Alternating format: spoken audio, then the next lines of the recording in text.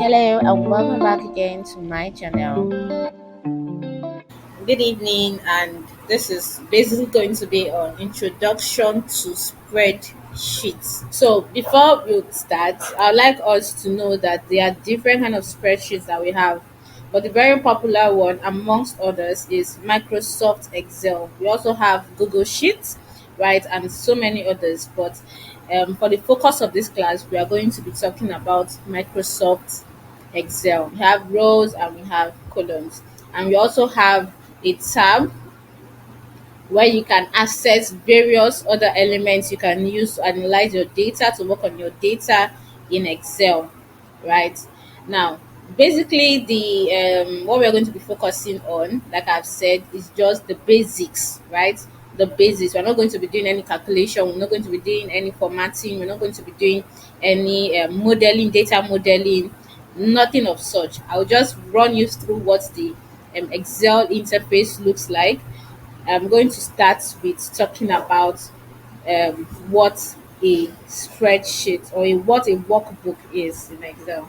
Now, a workbook is a combination of worksheets, right? Now, currently, this is a workbook. The workbook that is open is workbook book one. Okay, that is what is open. You can see it here, book one dash Excel. This is a workbook, and this is a worksheet. When I add another new sheet, it this there we now have two worksheets in this workbook, right? The more I add worksheets, the more we have, right, in this workbook. So just take note. So a workbook has numerous worksheets, right? And we can do or have or house different data sets or various number of entries of data in different worksheets. So what I mean by that is worksheet one, you can have different number of information in worksheet one. The worksheet two, we have totally different. Worksheet three, we have totally different. And each of these worksheets can also be linked together. How you can click on a tab here and it's going to direct you to a different worksheet, and how you can use formulas to manipulate your data and do all of that. We have letters and then we also have numbers, right? Now, where you have the letters is called your columns. So this is column A, column B, column C, column D, and the rest, right? And then we also have row one, row two, row three, row four. See, we have over 1 million rows in Excel. And that is very, very interesting because in Excel you can house as much data entries as possible. However, it is still limited because it can only house as much as 1 million information. And that is where you now have databases, right? Structured databases, right? Like Oracle, MongoDB.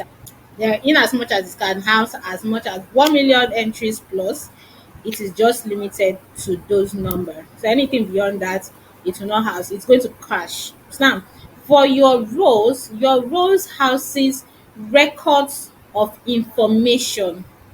So what I mean by that is, if I have something here, name, I have sex, and I have age, and I have Ada, I have Mustafa, I have Yusuf, and I have Dayo. Okay. Now, for sex, I have female, I have male, I have male, I have female. And for age, I have so let's say between 26 to 40. Okay. Now, so I have these random age numbers, right? And for this name, now this is a record of information. Now we have a record of information for Ada, meaning anything that is going to be on row 2 speaks to Ada. That is the record of information for Ada. Mustafa, anything on row 3 speaks to the entries for Mustafa. Anything on row 4 speaks to the entries for Mustafa Yusuf. Anything on row 5 speaks to the entries or the records of information for Dayo. So that is one thing you should know about um, roles. Role houses records of information for a particular entry. right? While your column speaks to the attributes, what is being stored for those records. So for example, now column A speaks to name, that is the attributes here. Whatever you're going to see here will not be like, you cannot come here and see female or male or age, because everything that falls under this particular column A is the attributes name. Everything that falls under column B is sex. Everything that falls under column C is age. So that's the one thing you should take note of for your rows and also for your columns, right? Now the next thing that we're going to is the address box, or what you call the name box. So the name box tells us of exactly where your cell, your active cell is. So for now, the active cell is on C1. If I decide to move this cursor to another place, it's going to change, and it has changed to C3, telling us that the location of our active cell now resides in C3. If I change to somewhere else, the active cell is F8, right? So this is our name box, also known as address bar. Okay, so it speaks to the location of your active cell. Now let's talk about cell. A cell is the intersection between a row and a column. F8, F column F, row 8. It's meeting at this point, at this intersection, at this junction. This is your cell. That is why you are seeing F8 over here, right? Now the next thing that you need to take note of is a range. Now a range is a collection of cells. For example, I have marked from A1 to C5. This is now a range. It's no longer a cell. Okay, so that is for range. Now coming down to here, we have the formula bar. Okay, we currently have a formula in this cell, so we'll understand what I'm talking about. Now, a formula bar is where you can see your formulas, or you can write your formula, you can put in your formulas, right? Not just formulas, also entries. So what I mean by also entries is, for example, A2 here is Ada. You can see Ada here. Ada is not a formula, it is a text, right? And I can see it here in the formula by Ada. If I decide to change Ada to Shegun, I can change it here, and whatever I do in my formula bar will also appear in my active cell A2. So let me just type Shegun here, and you can see automatically it is appearing here in the cell A2, that is the active cell. Okay, now another thing you should take note is in cell and on cell. Okay, in cell and on cell, when you have formulas beneath the output. A2, what is visible here is Shegun. Now Shegun here is both in your cell and on your cell. So once I click on it, once I double click on it, it is still Shegun. So the formula bar will show you what is in the cell and on the cell. But once you have a formula written in it, that formula is going to appear in your formula bar, not the output. For instance, under the age column, column C, all the figures that are here are random numbers 26 and 40. Now, this is a formula random between 26, 40, right? But what is appearing is 31, which is 31 is on the cell, right? That is the output. However, what is beneath 31, what is in the cell, is the formula ran between 26, 40. Now let me talk about the scroll bar.